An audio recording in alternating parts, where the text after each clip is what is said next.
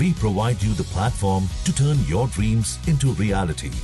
Give wings to your aspirations with KR Mangalam University.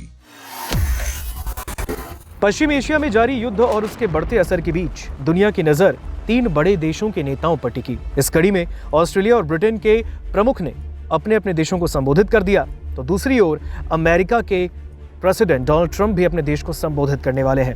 दरअसल ये कदम इसलिए अहम माना गया क्योंकि जंग के साथ साथ तेल और गैस की कीमतों में बड़ी तेजी से बढ़ोतरी हुई और इसकी वजह से वैश्विक अर्थव्यवस्था पर बड़ा दबाव बढ़ा। आपको बता दें, ऑस्ट्रेलिया के प्रधानमंत्री एंथनी अल्बनीज ने अपने देश को संबोधित किया। इस दौरान उन्होंने अपने भाषण में कई बड़ी बातें कही। उन्होंने कहा, आने वाले महीने आसान नहीं हो सकते। मैं इस बारे में पूरी तरह से साफ तरीके से बात करना चाहता हूँ। कोई भी सरकार इस जंग की वजह से उपजे हालातों को पूरी तरह खत्म करने का वादा नहीं कर सकती। मैं वादा कर सकता हूं कि ऑस्ट्रेलिया को इसके सबसे बुरे असर से बचाने के लिए हम हर संभव कोशिश करेंगे। ये अनिश्चित समय है, लेकिन मुझे इस बात पर पूरा यकीन है हम इन वैश्विक चुनौतियों का सामना ऑस्ट्रेलियाई तरीके से करेंगे, यानी मिलकर काम करते हुए और एक दूसरे का ख्याल करते हुए। इसके साथ ही उन्होंने एक्साइज ड्यूटी में कटौती का भी ऐलान कर दिया। उन्होंने कहा, बुधवार से फ्यूल पर एक्साइज ड्यूटी आधी की जा रही है। अब हर 1 लीटर पेट्रोल पर 26 सेंट यानी करीब 16 से 17 रुपए की कटौती होगी। अब इसके बाद ब्रिटेन के प्रमुख कीर स्टारमर ने भी अपने देश को संबोधित किया।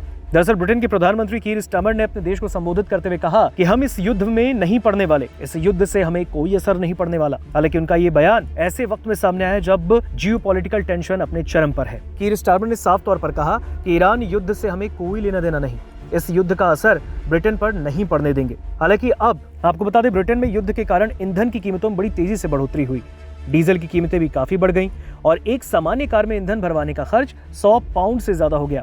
सरकार ने लोगों को आश्वासन दिया कि वो महंगाई से राहत देने के लिए कदम उठा रही है। हालांकि ऊर्जा नियामक के मुताबिक फिलहाल ऊर्जा बिल में कुछ कमी आई, लेकिन आने वाले महीनों में फिर से बढ़ोतरी की आशंका है और इस वजह से सरकार पर लोगों को राहत देने का दबाव बढ़ गया है।